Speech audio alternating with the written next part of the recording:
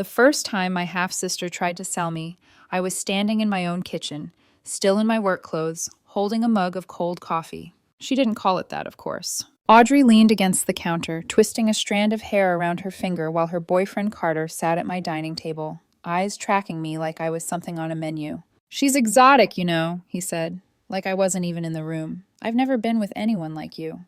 My skin crawled. I put the mug down before my hand started shaking. "Audrey," I said slowly, "tell him to stop." She didn't. She gave this awkward little laugh instead, the one she used when she was about to cross a line and pretend it was a joke. "He's just talking," she said. "Relax. You're so uptight. You could help us out, you know, just once, like a sister thing." A sister thing. That was the moment something in me snapped. Not loud, not dramatic, just done. The kind of done that comes from working yourself to the bone so your sister can live rent-free in your apartment, only to have her boyfriend sit on your couch and talk about you like a toy he hasn't unboxed yet. I kicked them both out that night. 2 weeks later, I got a restraining order against Carter. I thought that was the worst thing Audrey could ever do to me. I was wrong. Years later, my phone lit up with a message from our other half-sister, Tessa. "Audrey's pregnant. Carter kicked her out." I stared at the screen for a long time, the old anger mixing with something like dread. I texted back something polite and distant. "That's unfortunate. I hope she's safe." I should have known it wouldn't end there. Audrey called me from Tessa's phone, voice sugary and fragile, like we hadn't spoken in years, because of a minor misunderstanding instead of her trying to offer me to her creepy boyfriend. "I'm keeping the baby," she said. "You should be happy. It's a blessing." Then, as if it were the most reasonable thing in the world, she added, "You'll help me raise her, right? You'll pay. You owe me." By the time she was claiming to be my surrogate to an immigration lawyer, insisting the baby was technically mine and should be placed with me, I realized something I should have understood a long time ago. This wasn't just about money, or housing, or even Carter. This was about control. And I was done being the sister everyone thought they could use. This is the story of how I went from splitting my inheritance with my sisters, letting one of them live in my home for free, to paying for her plane ticket out of the country on one condition: that she never, ever spoke to me again. I was 22 when I moved to the United States, young enough to be hopeful, old enough to understand that hope didn't guarantee anything.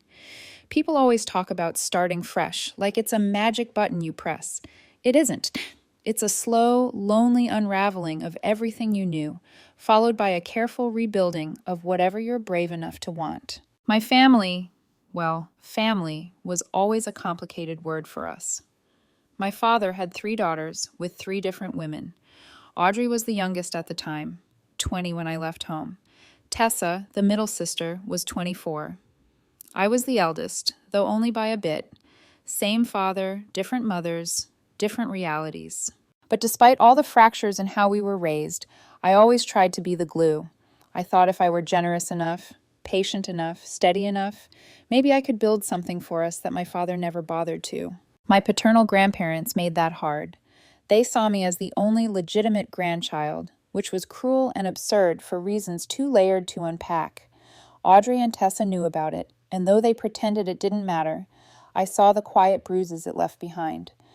Maybe that's why, when I received my inheritance, I split part of it with them without hesitation.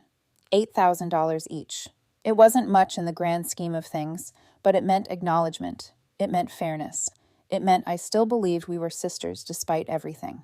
Audrey came to the U.S. a few years after I did, bright-eyed, impulsive, eager to reinvent herself. When she asked to live with me while attending university, I said yes without a moment's pause. She was restricted to on-campus jobs because of her visa, and I understood how limiting that could be. So we made an agreement. I'd pay rent and groceries. She'd cover her spending money and help keep our place clean. It was simple, fair, and for a while, it worked. Then came Carter. He was the kind of man who slithered into a room instead of walking into it.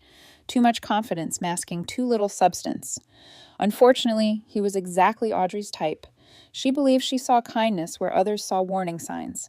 She thought he was misunderstood. I thought he was dangerous. But she was 22 and stubborn, and I was trying not to be the controlling older sister. The one rule I set was the only one she ever decided didn't apply to her. Carter was not allowed in my apartment. Before the pandemic, it was manageable. My life was busy, hers was active, and our lives overlapped without colliding. But when 2020 hit, everything collapsed into a single suffocating space. My work hours were slashed. Audrey lost her campus job. We moved to a smaller apartment, and I picked up night shifts at a warehouse on top of freelance design gigs on weekends. I barely slept. My days bled into nights. My identity shrank to a work schedule. And in the middle of that exhaustion, when I had nothing left to give, Carter started showing up. First outside, then inside, then on my couch, then in my kitchen making comments about my appearance while Audrey laughed it off. I lost count of the number of times I walked my dog in the freezing dark just to avoid being in the same room with him. He made me feel watched, assessed, cataloged. When my friends told me months later that he'd been bragging about how close he was to getting me alone, something inside me ruptured. It wasn't shock, it wasn't betrayal, it was recognition. The recognition that I had been ignoring the truth.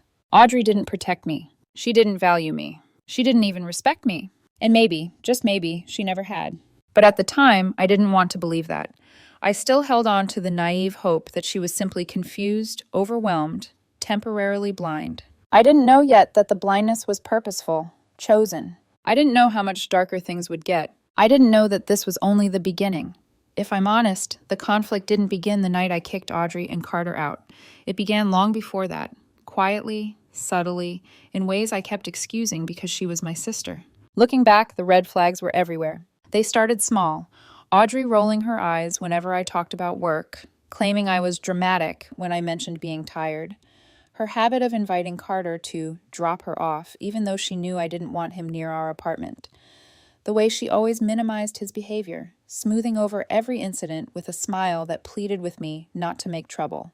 But the biggest shift happened inside me. I began to dread coming home. After working 16-hour days, the last thing I wanted was to walk into my living room and find Carter lounging there, legs spread, smirk plastered across his face like he was waiting for entertainment to start. His eyes always flicked down my body before meeting my gaze, as if he were choosing which part of me he'd comment on next. "Love the hair today," he'd say, or, "Your skin looks amazing. What are you, mixed with something?" He always tried to make it sound like a compliment, but it landed like a stain I couldn't wash off. Sometimes he'd stand too close in the kitchen, leaning over me to reach for something I didn't believe he needed. Sometimes his hand would brush my shoulder by accident. Never quite enough to accuse him outright, but enough to make me want to shower immediately. Audrey always defended him. "You're imagining it. He's just friendly. He doesn't have many people who understand him." Understand him? I didn't want to understand anything about him. But Audrey was in love, or infatuated, or obsessed, or all three, and she refused to entertain any possibility that the man she'd chosen was the kind of man multiple women had warned me about back in university. Meanwhile, my exhaustion grew into something physical. My body ached constantly. I'd find myself staring at walls because I didn't have the energy to move. Even my dog, normally cheerful and demanding, seemed to sense the heaviness at home and stayed close to me like a silent guard. The air inside the apartment thickened with tension, and still, I stayed silent. Because Audrey insisted she needed me. Because I believed being a good sister meant absorbing the impact of her choices. Because I thought the pandemic stress made everything feel worse than it was. But the moment that truly shifted something in me came one night when I got home from a double shift. It was after midnight. I walked into the apartment ready to collapse into bed. Carter was in the living room again. Audrey wasn't. He smiled like he'd been waiting just for me. "I thought we could finally hang out," he said. "You always run away." My throat tightened. "Where's Audrey?" "She went to get takeout, said we should bond." Bond. My fingers curled into fists before I even realized it. My heart raced, loud and sickening in my chest. I grabbed my dog's leash and walked right back out without saying another word. I didn't stop walking for over an hour. When I returned, Audrey was home and furious. "Carter said you were rude," she snapped. "Why can't you just make an effort?" An effort. As if protecting myself was an inconvenience. As if her boyfriend's predatory behavior was something I needed to accept for her comfort. I didn't fight. I didn't yell. I didn't say the thousand things twisting inside me like barbed wire. I simply retreated to my room and locked the door. I didn't know it yet, but a seed had been planted. A seed made of fear, resentment, and growing clarity. Conflict doesn't always explode. Sometimes it grows quietly in the dark, unnoticed by everyone except the person forced to live inside it. And mine was already growing roots. The night everything finally broke open didn't begin dramatically. No screaming, no accusations, no storm waiting outside my window. It was just an ordinary October evening. Cool air, quiet streets, the kind of night that should have felt peaceful. I had just been promoted at my main job. For the first time in months, I saw a sliver of my life coming back. Fewer warehouses, fewer night shifts, fewer days collapsing into bed like a corpse. I could breathe again. I even allowed myself to meet friends outdoors for a small celebration. It was supposed to be a good night, but after an hour of catching up and laughing in ways I'd forgotten I could, my friend Elena, normally cheerful, rarely serious, pulled me aside. "I need to tell you something," she said softly. My smile faded. "What's wrong?" She glanced around to make sure no one was listening. "It's about Carter." My stomach dropped instantly. Of course it was. "What did he do now?" I asked, already bracing myself. Elena bit her lip. "He's been talking about you." A cold pulse spread from the base of my spine up my neck. "What exactly has he been saying?" She hesitated, choosing her words like they were sharp objects. "He's telling people he's close to getting you alone." She winced, like it's only a matter of time. My entire body went still, the way prey goes still when it senses a predator. "No," I whispered. "It gets worse." She looked me directly in the eyes. "He's telling people Audrey is okay with it, that she suggested you might help them out sometime." For a moment, the world around me blurred. The trees, the soft chatter of people on the lawn, the streetlights flickering overhead. All of it disappeared beneath a single ringing shock. I wasn't naive. I had seen the way Carter looked at me. I had felt the violation in his too close presence, his too slick comments, his calculated accidental touches.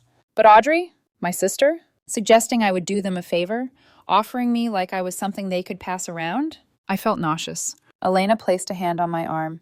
"I'm sorry. I didn't want to tell you, but I didn't want you blindsided."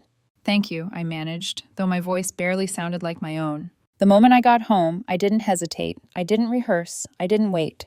I walked straight into the apartment, where Audrey and Carter were watching TV like nothing in the world could ever touch them. "We need to talk," I said. Carter smirked instantly. "About what? Finally ready to loosen up?" Audrey swatted his arm playfully. "Stop, she's stressed." "No," I said sharply. "Tell me what you've been saying about me." Carter tilted his head. "People exaggerate, babe. Don't get worked up."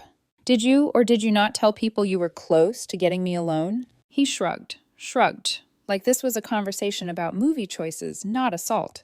"Look," he said lazily, "Audrey said it'd be fine." "What?" My voice cracked. "Audrey?" Audrey's face was blank, then defensive, then annoyed in the span of 2 seconds. "I don't see what the big deal is," she muttered. "You and your partner were taking a break." "We were not taking a break," I snapped. "You made that up." Carter raised an eyebrow, amused. "Well, that's awkward." Something hot and electric shot through me. Not anger, not even betrayal, but a glacial clarity. "You need to leave," I said quietly. Carter scoffed. "You're overreacting. Audrey said this was a family arrangement." I turned to her. "Is that true?" Audrey crossed her arms, chin tilting up. "You're being dramatic. Carter thought maybe you'd—" "No." My voice shook, but not from fear, from conviction. "Get out." Carter stood up, rolling his shoulders like he wanted to intimidate me. "You're just jealous Audrey has someone and you don't." I stepped back only long enough to open the front door. "Get out before I call the police." For a moment, he looked like he might argue. Then something in my eyes must have warned him I was beyond reasoning with. He spat a string of insults on his way out the door. Ugly, pathetic, uptight, ungrateful. Audrey followed, crying dramatically, insisting I was ruining her life, that I'd driven away the best boyfriend she ever had. But I didn't waver. The second the door shut behind them, the silence hit me like a crash. A ringing, trembling emptiness that filled every corner of the room. My hands shook. My heartbeat thudded in my ears. I slid down the wall and sat on the floor, staring at the door, trying to absorb what had just happened. My sister, my own sister, had offered me to her boyfriend, and somehow she believed I was the problem. For hours after they left, I couldn't make sense of my own body. My hands wouldn't stop trembling. My chest felt hollow and tight at the same time. My mind kept replaying the same sentence on loop. Audrey said it would be fine. The words scraped through my thoughts like shattered glass. I kept asking myself if I'd misheard, misinterpreted, misunderstood, but there was no misunderstanding. Carter had said it plainly, casually, like he was discussing a dinner reservation Audrey made on his behalf. Some part of me, some old, naive part, still wanted to believe my sister couldn't possibly mean it, that she had lied to him to impress him, that she had panicked, made a mistake, anything but the truth staring me in the face. Because the truth was unbearable. Audrey had treated me like currency, like something she could bargain with, like something she could offer without my consent. That realization made my stomach twist violently. I stayed on the floor until my legs went numb. My dog pressed against my side, whining softly, grounding me in a way no human could have in that moment. Eventually, I forced myself to get up. My movements felt automatic, robotic almost. I locked the door, double-checked it, triple-checked it. I turned off every light except the one by the hallway because darkness suddenly felt unsafe. Then, I sat on the couch and let myself unravel. Not dramatically, not with sobs that shook the walls. Quietly, silently, in the way people do when the betrayal is so deep it steals your ability to make sound. At some point, my phone vibrated. Audrey. I didn't answer. 5 seconds later, another call. Then another. Then a text. You're overreacting. Carter didn't mean anything. You embarrassed me. Can we talk? I stared at the messages with a numb detachment I'd never felt before. She really didn't understand. Or maybe she did, and she didn't care. Both possibilities hurt. My mind spiraled through the last few years. Moments I'd brushed off, behaviors I'd excused because I loved her, because I thought being a big sister meant forgiving everything. But now, all those memories aligned into a single, horrifying pattern. Audrey had always taken, I had always given, and she had always expected it. It wasn't new, it was just escalating. And this time it escalated into something I could never forgive. Around midnight, my phone lit up again. This time a voicemail from Audrey, her voice thick and wet with tears. Why would you do this? Carter is upset. You humiliated us both. You treat me like a child. If you really cared, you would try. You ruin everything. I listened without emotion. At the end, her tone sharpened. You owe me. Family owes family. The phrasing sent a chill through me. No, I didn't owe her anything. Not my safety, not my dignity, not my body. For the first time in years, I felt the faintest spark of anger on my own behalf. The next morning, when she barged into the apartment without knocking, something she'd always done, I didn't let her launch into excuses. 2 weeks, I said calmly, my hand already resting on the folded lease on the table. Find somewhere else to live. Her face crumpled. What? No, you can't do that. Carter is sorry. He misunderstood. No, I cut in. He understood exactly what you told him. She froze, just for a second, and in that second I saw the truth in her eyes. She had meant it. She had genuinely thought I would agree, that I would sacrifice myself for her relationship, that I was that desperate for her approval. Something in me hardened permanently. She tried everything, crying, bargaining, guilt-tripping, screaming, promising she'd change. The whole cycle of emotional manipulation she had perfected long before either of us knew the word for it. But I didn't budge. You have 2 weeks, I repeated. After that, I'm changing the locks. Her voice broke into a raw, unfamiliar pitch. You're choosing other people over your own sister. No, I whispered. I'm choosing myself for the first time. She stormed out, slamming the door hard enough to rattle the frame. The silence afterward felt different this time. Not empty. Not scary. Just honest.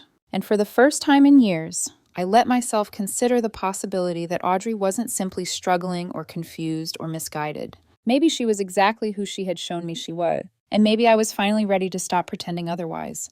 Audrey moved out sooner than expected. Not because she respected my 2-week deadline, but because Carter had space for her at his apartment.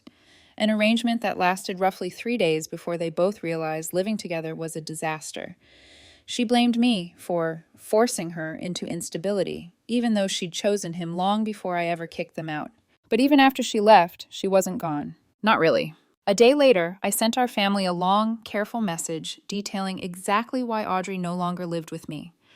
I included screenshots, messages from Carter bragging about getting time alone with me, notes from women who had complained about him at the university, a few texts Audrey had sent where she minimized it all. My hands shook as I pressed send. The responses trickled in. My mother, I'm so sorry you went through this. You did the right thing. My father's brother. Carter always gave me a bad feeling. Audrey needs help. Tessa, say the word and I'll handle anything you need. And then Audrey's mother, a woman I barely knew. You overreacted. Audrey is vulnerable. She needs family, not punishment. I stared at that message for a long time before finally typing. I will not debate my safety. She never responded. For the next few days, I felt the lingering tremors of emotional whiplash. The apartment was quieter, safer, but my body hadn't caught up with the relief yet. Every knock made my pulse spike. Every unfamiliar sound made me look over my shoulder. Even my dog sensed the tension, sticking close to me like a furry shadow. But for the first time in months, I slept through the night. Then the legal escalation began. A friend of mine had suggested filing for a restraining order against Carter, given the circumstances. I'd brushed it off at first. I'll be fine. He's gone now. I don't want to deal with court. But the more I thought about the way he had bragged, the things he said, the brazenness with which he'd invaded my home, the more I realized I didn't want to wait until something worse happened. So I filed, and the judge granted it. The hearing was surreal. 2 other women testified about Carter's history of intrusive behavior. Listening to them felt like stepping into a distorted mirror. Different faces, same story. Audrey didn't show up. She didn't send a message. She didn't ask what I'd said or how the hearing went. It was as if she'd erased herself from the situation entirely. Or maybe she just assumed it wasn't her problem. The restraining order meant Carter couldn't come within 200 yards of me or contact me in any way. I should have felt safe. But safety doesn't return instantly just because a judge signs a paper. Still, life settled into a cautious rhythm. Months passed. I rebuilt myself, piece by piece, breath by breath. The distance from Audrey felt like stepping out of a fog. I didn't realize how much of myself I had been shrinking to accommodate her life, her drama, her needs, her demands. Then, out of nowhere, a text from Tessa lit up my phone. "Call me, it's urgent." My heart skipped, but I dialed immediately. Tessa answered on the first ring. "She's pregnant," she said. Just like that. No build-up, no softening, no preamble. "Pregnant," I repeated, because my mind refused to process something so heavy delivered so suddenly. "Yes." Her voice was tight. "Carter kicked her out. She's staying with me for now." I inhaled slowly, my lungs stretching painfully. "Is she safe?" "Yes, but—" Tessa hesitated. "She's been asking about you." Of course she had.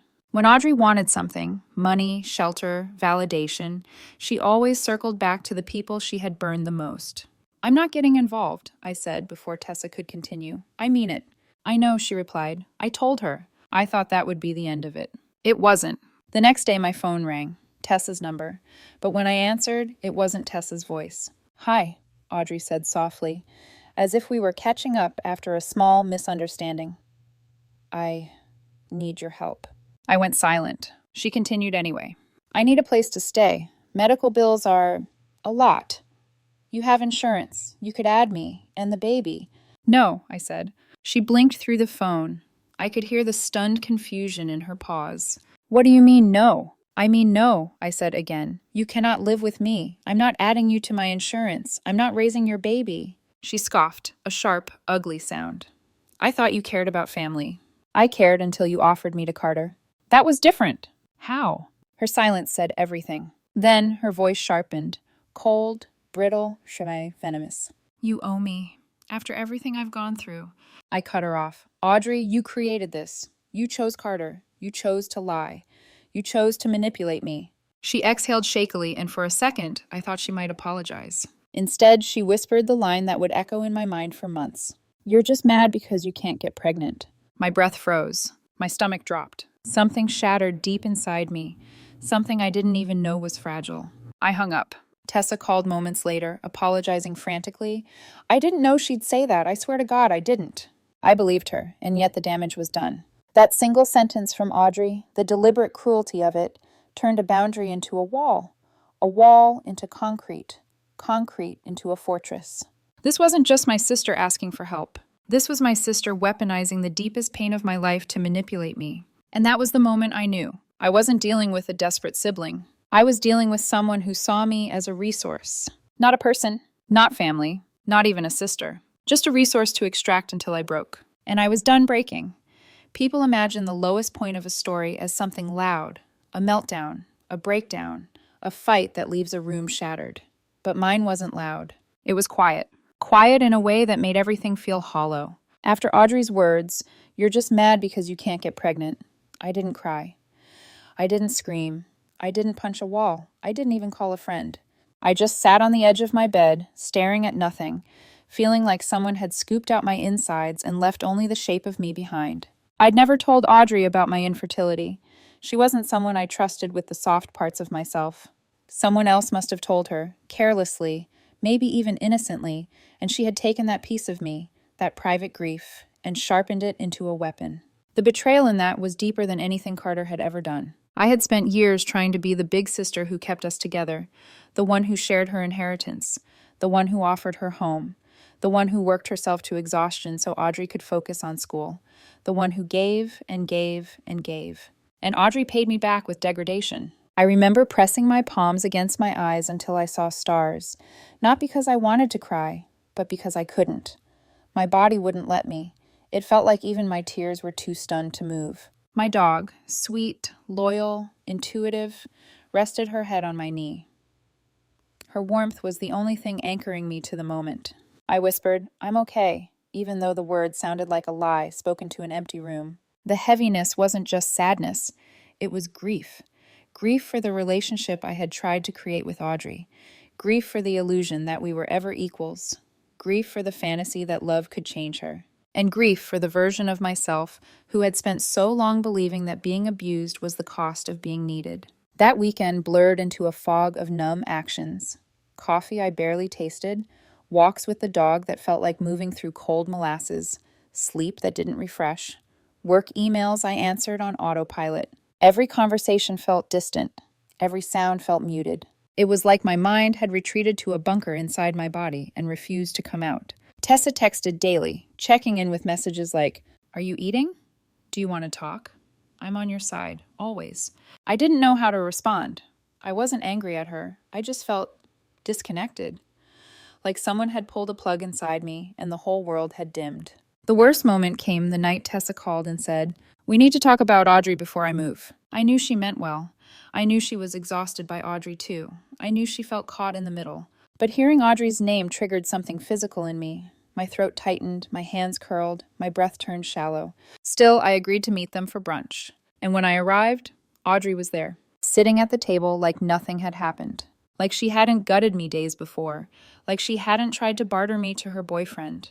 Like she hadn't weaponized the most painful truth of my life. Seeing her dragged a cold wave through my body.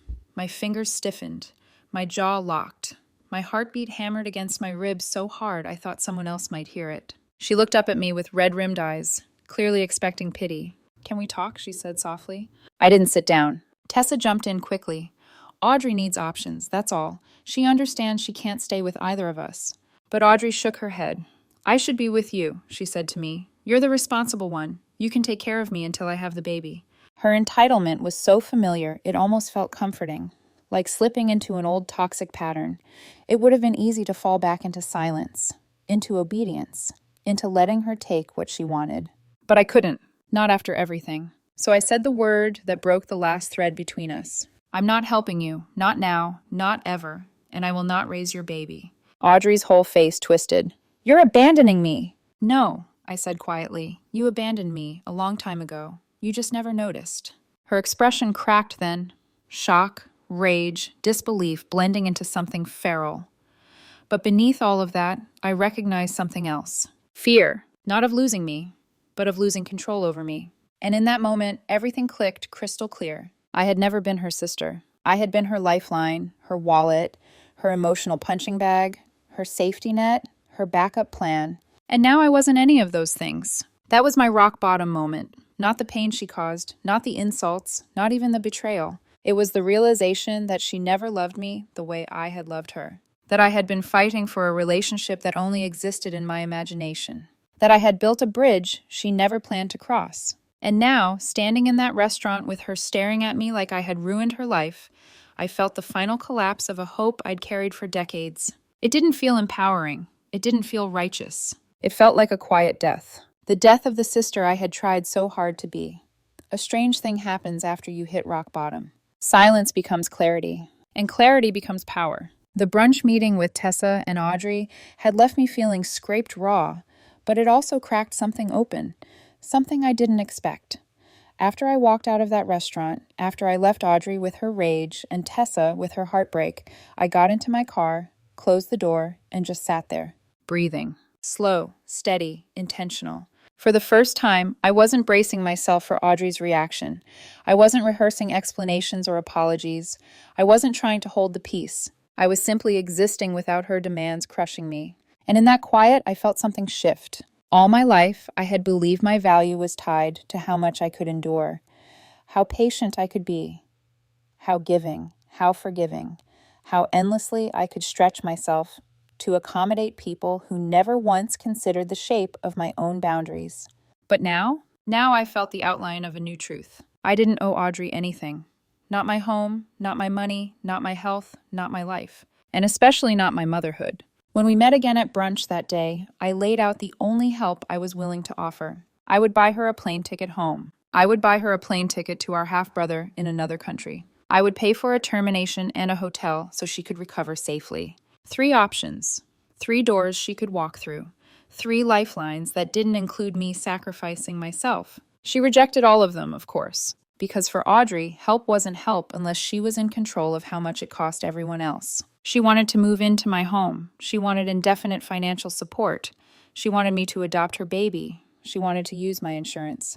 She wanted every piece of stability I had built for myself. And when she realized I wasn't going to give it, she attacked the one wound she knew could bleed me. But even that attack had given me something unexpected. Proof of who she really was. Not misunderstood, not struggling, not confused. Entitled, manipulative, cruel. The kind of person who would weaponize your deepest pain because she believed she had the right to it. Once I saw that clearly, I couldn't unsee it. Tessa saw it too. Her voice had trembled when she defended me, really defended me, cutting Audrey off with a sharpness I hadn't heard from her in years. One more comment like that, Tessa had warned, and you're sleeping on the street tonight. That moment was a turning point as well. Not just because Tessa stood with me, but because it confirmed something I'd always doubted. I wasn't crazy, I wasn't overreacting, I wasn't unlovable, and I wasn't the problem. Audrey was. Later, when Tessa and her fiancé took me out for ice cream after the disastrous brunch, the cold sweetness melting on my tongue, I felt absurdly a sense of calm. I remember sitting in the back seat of their car watching streetlights smear past the windows, feeling tears slip down my cheeks without warning. Not from sadness, from release. Tessa reached back and squeezed my hand. You don't have to carry her anymore, she whispered. She's not your responsibility. And for the first time in my life, I believed her. The next morning, I woke with a steadiness I hadn't felt in months. My first act of strength was simple. I blocked Audrey's number. Then I blocked every social media account she had. Then I wrote her name on a piece of paper, and underneath it I wrote, "Not my burden, not anymore." But life, and especially Audrey, never respects clean endings. 2 weeks later, Tessa called again. You're not going to believe this, she said. When we got back from our camping trip, Carter had moved into my house. The house she had already sold. Locks changed, windows tampered with, and Audrey standing alongside him like she belonged there. Police were called, identifications were checked. Carter was arrested on multiple charges. Audrey was arrested for immigration violations. And then came the final unexpected blow. A lawyer called me, claiming Audrey said she was my surrogate, that her pregnancy was for me. It would have been laughable if it weren't so disturbing. I shut it down instantly. My lawyer shut it down legally. And in shutting it down, in hearing the absolute absurdity of her story spoken aloud by a stranger, something crystallized inside me. Audrey wasn't just manipulative. She wasn't just entitled. She wasn't just reckless. She was dangerous. And I was finally choosing myself. That was the turning point. Not a dramatic speech, not a cathartic confrontation, just the simple, powerful decision to step out of the role Audrey had forced me into and step into my own life instead.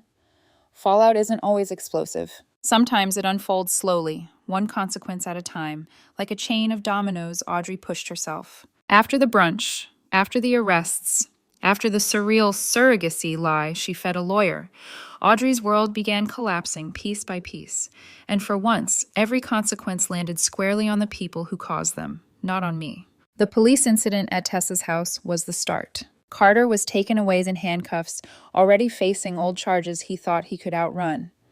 Audrey, with only an expired passport and no legal status left, was arrested for immigration violations.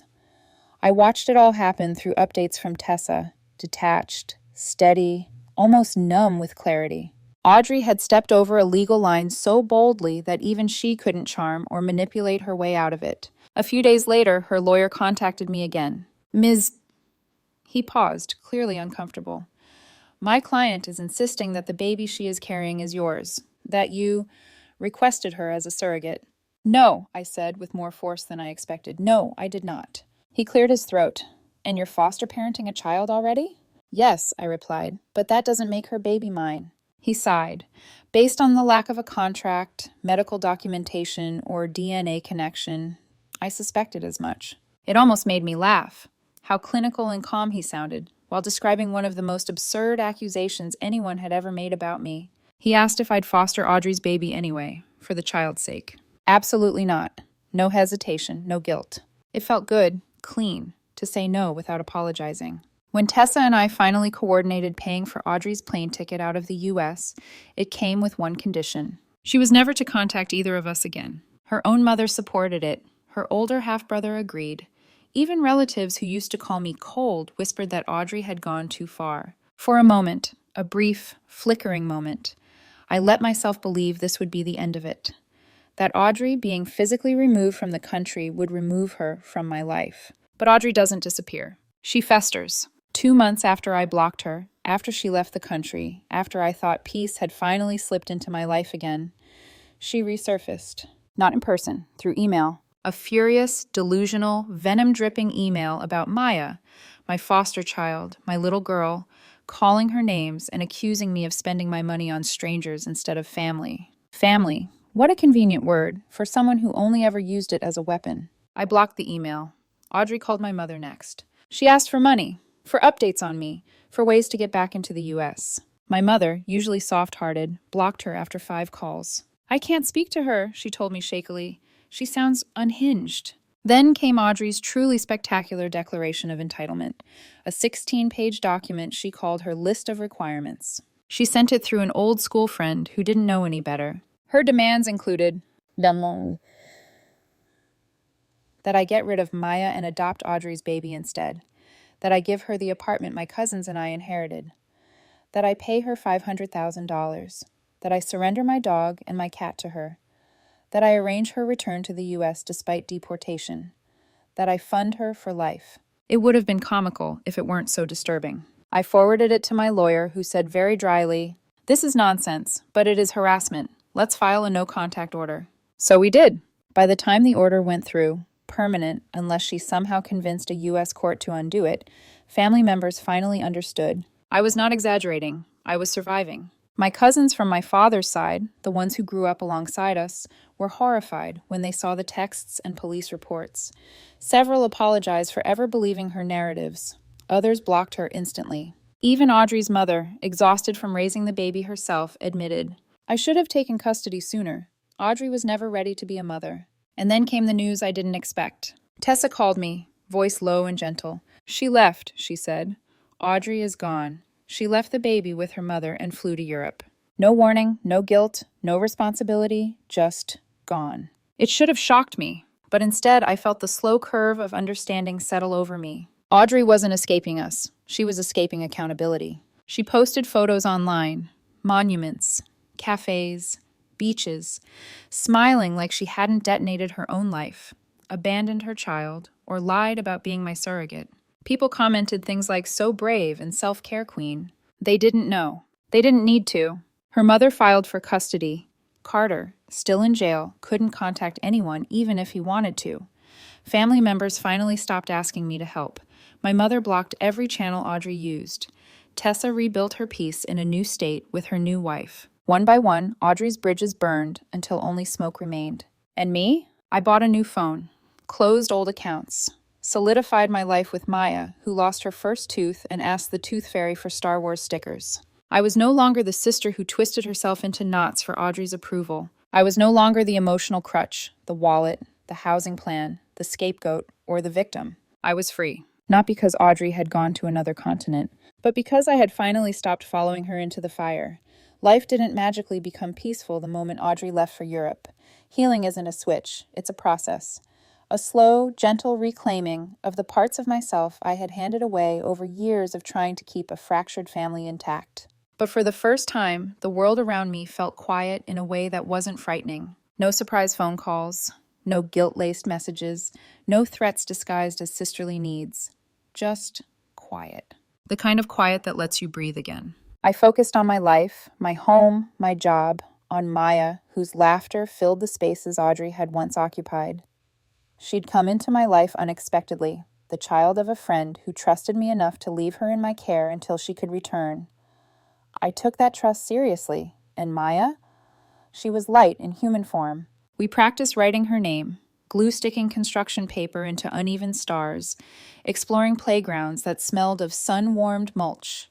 When she lost her first tooth, she proudly held the tiny white pebble in her hand like treasure. These small moments grounded me in a way I hadn't realized I needed. Meanwhile, the legal no-contact order settled something inside me. Not because I ever expected Audrey to challenge it, but because it symbolized a truth I had struggled to accept. It is okay to protect yourself, even from family, especially from family. As updates trickled in, Carter's sentencing, Audrey disappearing deeper into Europe, the baby thriving under her grandmother's care, I felt a strange mixture of sadness and relief. It wasn't satisfaction. It wasn't revenge. It was simply release. A letting go of responsibility that never belonged to me, of guilt that was never mine to carry, of a sisterhood that only existed in my imagination. Tessa visited months later, bringing her usual warmth and steady presence. We sat on my couch while Maya colored on the floor nearby, and she said something I'll never forget. You didn't abandon Audrey. You just stopped letting her abandon you. I felt that truth settle deep in my bones. If there's a lesson in all of this, something I would tell anyone watching this story unfold, it's this. You can love someone and still choose yourself. You can have compassion and still enforce boundaries. You can survive betrayal without letting it define you. Family isn't the people who share your blood. Family is the people who don't ask you to bleed for them. And as I watched Maya run across the living room with her Star Wars lunchbox, laughing as if the world had never held anything dark, I felt it fully. I didn't just survive this. I reclaimed my life. I chose peace. I chose safety. I chose me. And for the first time in a long time, that was enough.